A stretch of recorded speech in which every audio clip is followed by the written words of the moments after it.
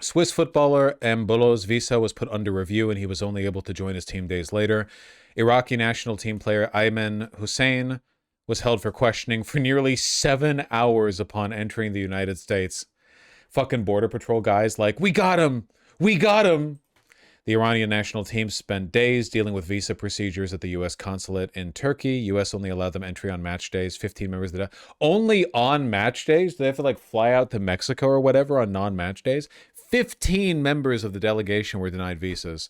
Omar Abdulkadir Artan, named CAF's Best African Referee of 2025, was denied a visa. Despite traveling to the U.S. with a diplomatic passport, he was refused entry and sent back. Jesus. The total, like, participation numbers for this year's World Cup in America are going to be dismal. The Seattle Silver Cloud next to the stadium said it only has 50% bookings. Really? Even now? This close? That's crazy. The Uzbekistan national team was searched with bomb-sniffing dogs and the footage went viral in international media. Yeesh. Makes sense, Masaiga. Makes sense. In Mogadishu, thousands turned out to welcome home a man many consider a national hero. Referee Omar Artan returned to Somalia after being denied entry to the United States, where he'd been due to officiate at the World Cup. The 2025 African Referee of the Year was set to become the first Somali official to work at football's biggest tournament. What happened has happened, and it is fate. FIFA has supported me well, and they have been following my journey closely up till now. I promise you that in the upcoming matches, I will go further and leave a positive mark. Somalia is ours, whether things are good or bad. I want to tell our youth not to lose hope in our country. That flag is ours. The decision has sparked anger and disappointment across Somalia. At this Mogadishu football match, players and supporters displayed photographs of Artan and condemned the move. My brother, Omar Artan, you are a good referee. I encourage you not to lose hope. Life brings many challenges. It would have been the first time he was participating in the World Cup. We are saddened by the way he was discriminated against, and we strongly condemn this act. He is a well-known football referee across Africa and Asia, but has been sent back from the US, which we consider to be discrimination. It's so awful how Somalia has been kept a war-ridden hellscape because the instability prevents the strait from being controlled by a powerful state. Yeah, it's like, I also, it's going to be such a big whiplash in the future, man, because eventually the tide is going to turn and we are going to blink, and over the course of a couple decades, Africa is going to go from a like tribally divided, economically fucked colonial playground into a like mega continent with probably like easily the second highest, possibly first highest population in the world. We're gonna blink and it's gonna be like, fuck, what? That was a real place? That wasn't just like a permanent shithole? Decades and decades of American media referring to Africa only when like a you know, white person goes on a safari tour and the caption says like somewhere in Africa or whatever, you know what I mean? And then one day it's going to be like, nah, American school children are going to have to learn about, you know, every one of these countries, every one of these capitals. Not really, their geography doesn't allow for instant economic expansion the way the US or China has. You got to wait, man. You got to wait and see. Shit's going to happen. It's going to pop the fuck off. Let's get an antidote to the racism. Get some hope. And what's the idea about Algeria? So I want to say thank you to Team Algeria for choosing our hometown, Lawrence, Kansas, to come here. And so welcome. Welcome to United States. Welcome to Kansas. Okay. What do you know about Algeria, and what does the thing make you to come to support Algeria? So I came mainly because I was so happy that they chose our town for their base camp, and we just know Algeria is on the Mediterranean Sea, and then the south part is in the Sahara Desert. But and we know that you gained independence from France kind of around the time I was born. So we don't know too much, but we want to welcome you here. What about you? Well, I think it's sweet. Algeria and like what do you have about idea about Algeria? well, yeah, the only idea I have is so far everybody here has been very friendly and very welcoming, and I'm really glad Algeria is going to be here. And 1, 2, 3, vive l'Algérie!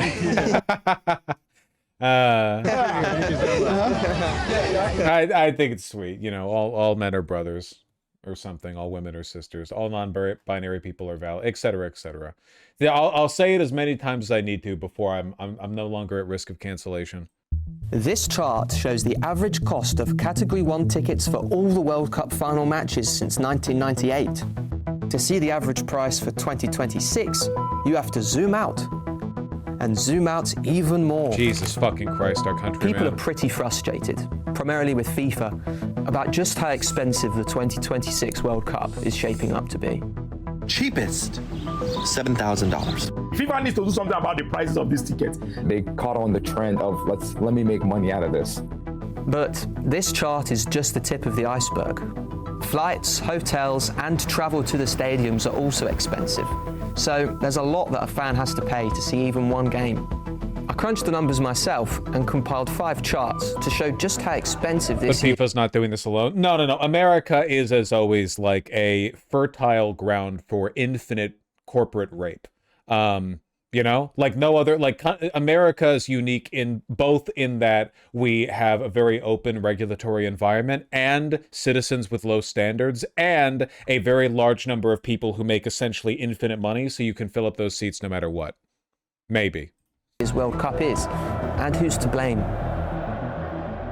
Before we move to the next chart, let's talk about ticket categories for a sec, because they point to a broader trend that we're seeing with this year's tournament costs. Category 1 tickets are the most expensive. They're usually located along the sidelines or closer to midfield. Category 2 seats are mid-tier, often in corners or in less central sideline sections. And Category 3 seats are cheaper. They're usually high up in the stadium or behind the goals. There's also a 4th category, which is the cheapest, but those tickets are mostly reserved. What's interesting is when you compare how prices have changed for different categories. This chart shows the change over time for Category 3 tickets compared with Category 1 for group stage matches, the first round of games before the later knockout stage, which tends to be even more expensive. The increase in costs for this year's Category 3 seats wasn't nearly as much as it was for the most expensive ones. This represents something that we might call the premiumization of the sports fan experience.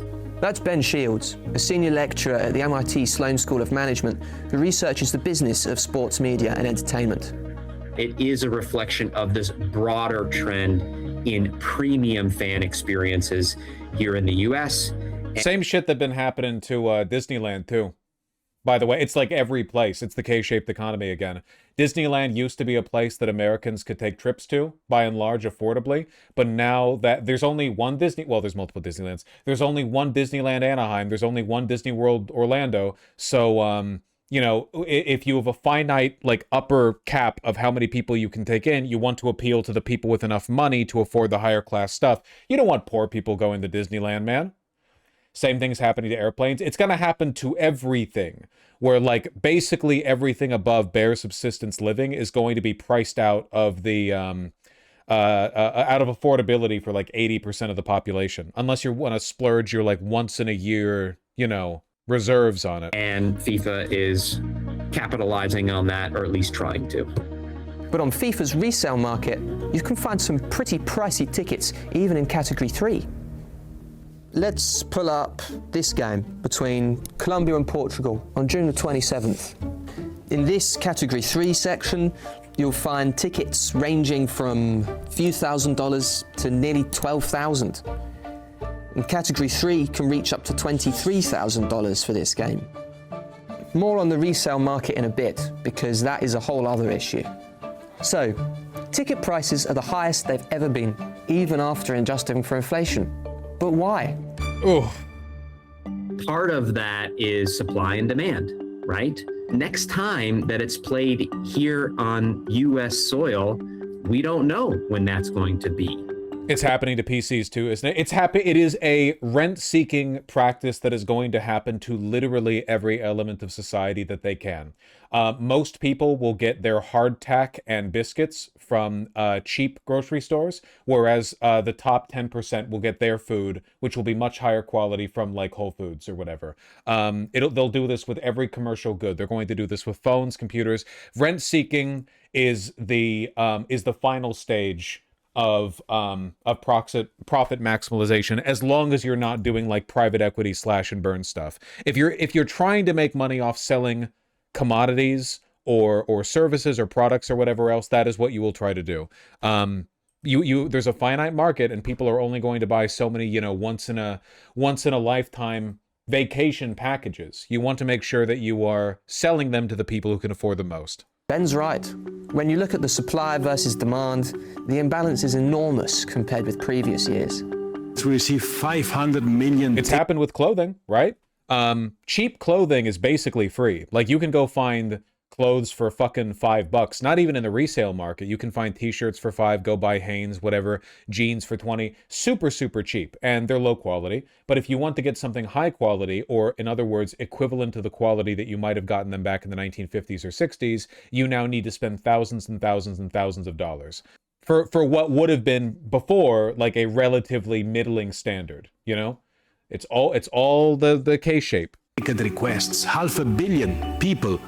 But FIFA President Gianni Infantino said only 7 million tickets were available.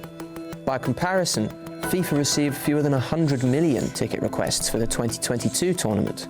Jesus. In a statement to Business Insider, FIFA said about 104,000 tickets priced at $60 were made available to fans across the 2026 tournament. Still, demand hasn't been strong everywhere. In some host cities, resale ticket prices have fallen below $100 as FIFA and sellers struggle to fill less popular matches. That contrast highlights how uneven the demand really is. And even with strong demand for certain... And the fucked up thing, even though this is being super, super mismanaged and there's going to be a bunch of controversies and hotels aren't filling beds or whatever, it's still going to be considered a success by FIFA because they were able to jack up the price that far and there were still people willing to buy those tickets. It doesn't matter. The integrity of the sport, the popularity of it, the treatment of the athletes, none of it matters because America will let you charge $17,000 for a ticket. Matches, it still doesn't fully explain why some tickets have skyrocketed to the thousands and tens of thousands of dollars. There's something else going on here. This is the first time that FIFA has used dynamic pricing for ticket sales. People have been frustrated about dynamic pricing for years, whether it's for ride-hailing apps, concert tickets, Disney parks, or online shopping. In FIFA's case, it essentially means that it could raise prices when it saw that demand was high.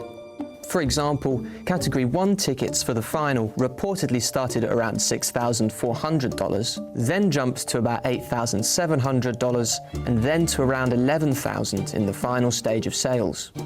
And for some fans, those rising prices completely changed which teams they could afford to see. Wachihon Xinghai, a 40-year-old football fan from a village in northeast India, hoped to buy tickets to see England or Portugal, but they were out of his price range.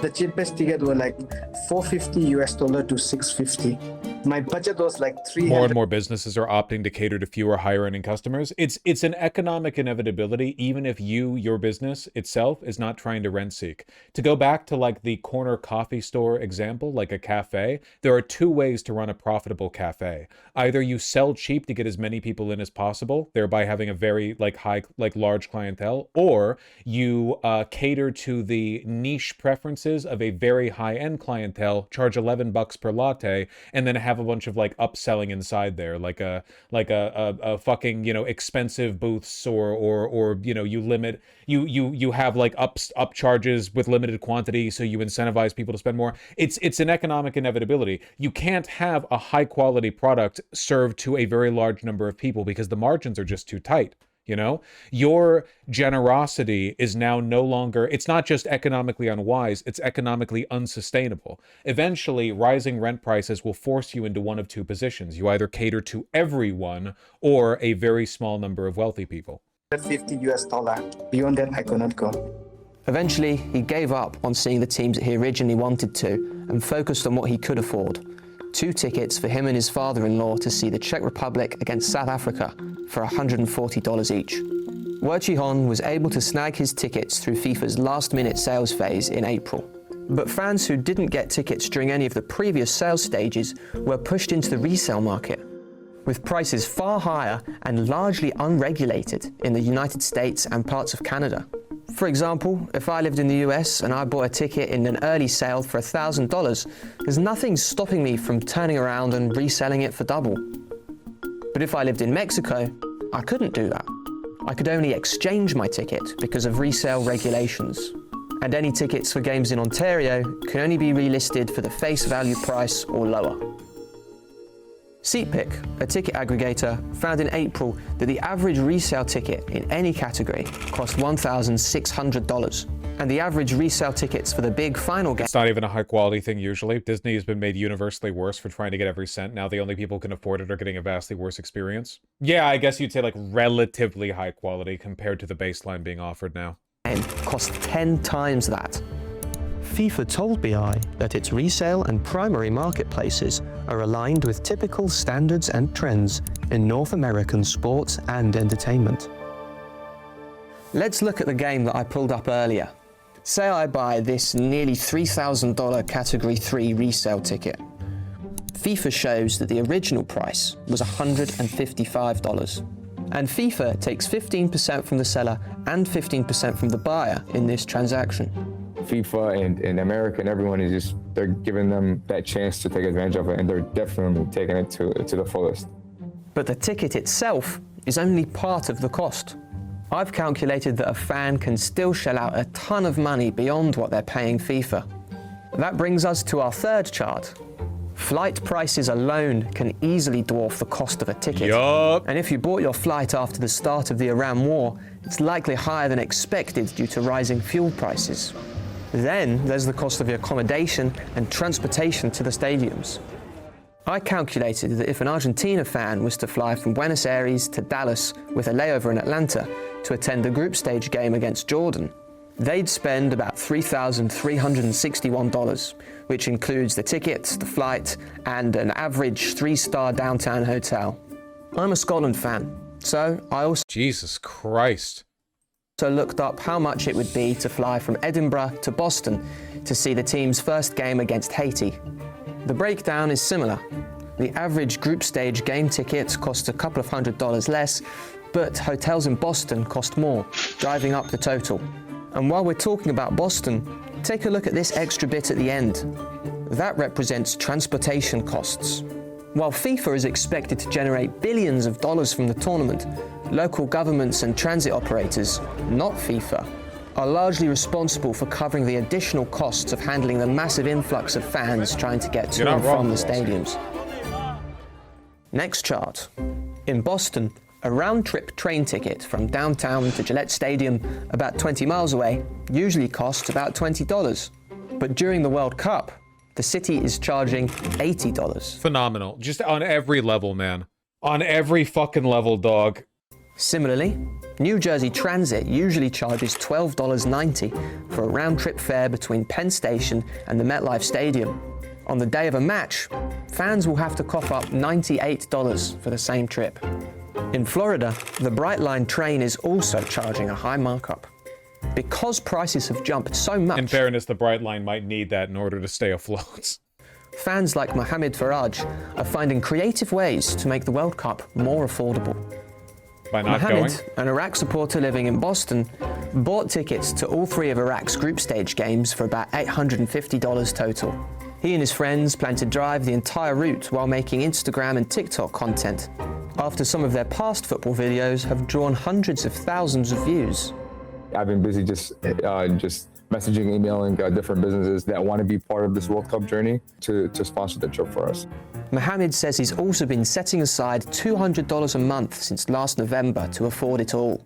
I opened a separate bank account where every single month I would get paid. Money just goes in there just so it wouldn't be a big chunk. This is exhausting. Yeah, I think it's worthwhile to remind yourself of this, though, or I guess like to to keep taking in news about it, because it's important to remember that like this lingering feeling of doom that everything is getting worse and unaffordable is actually being backed up by a million decisions on a million levels, you know? Because sometimes it feels so abstract. It's not like super concrete. It's just like, oh, everything feels like the ground's being hollowed out beneath my feet, and everything's getting more expensive, and everything's getting more trepidatious and less reliable. But there are reasons for it, right? That's the only way that I could have handled it. Now, to bring together all the numbers I've crunched and the people that we've talked to, I broke down what it would cost for a fan of last time's winners, Argentina, to go to the first 3 matches on a budget. If they flew out of Buenos Aires to Houston and then to Kansas City for the first match, and then flew to Dallas for matches 2 and 3, flights and hotels alone would cost about $7,000. When I looked in May, the cheapest tickets I found on the resale market for each of those 3 games would cost about $747, $835, and $862. And using public transit in these cities would be a combined $33. Not too bad. All in all, the Argentina fan would shell out around $9,800. Dog, that's their whole economy. Just for fun, I also calculated what an Argentina fan would spend if they went to every game from beginning to end. Assuming the team makes it to the final like last time, a fan would be looking at about $31,250. FIFA expects to bring in roughly $13 billion during this World Cup cycle, making 2026 the most lucrative tournament in its history. There is a tension between... Is this guy corporate? I mean, it's a Business Insider video, but Business Insider videos tend to be pretty good. I enjoy them, you know. They're not gonna criticize the underlying irrationality of capitalism, but you'll get some information.